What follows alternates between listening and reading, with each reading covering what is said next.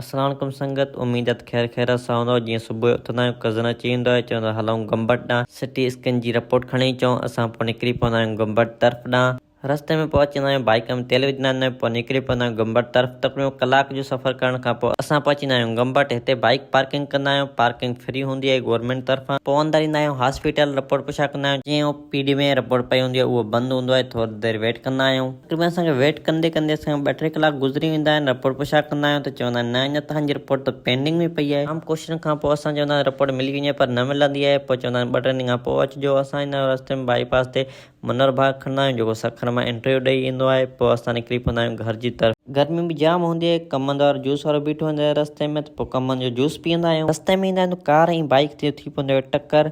Car जो ही हालत हूंदी आहे ऐं बाइक वारे जी ही हालत हूंदी आहे। बाइक वारे खे खणाए वेंदा आहिनि हॉस्पिटल, उनखे कुझु धक लॻंदा आहिनि। पोइ शुक्र अलहमदिल्ला असां पहुचींदा आहियूं घर। पोइ निकिरंदा आहियूं निमाज़ जुमे जी तयारी।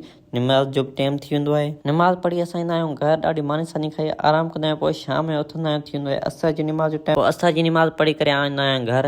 हिते था कयूं व्लॉग खे एंड। अगरि हीउ व्लॉग तव्हांखे पसंदि आयो लाइक एंड सब्सक्राइब कंदा। ख़ुदा हाफ़िज़।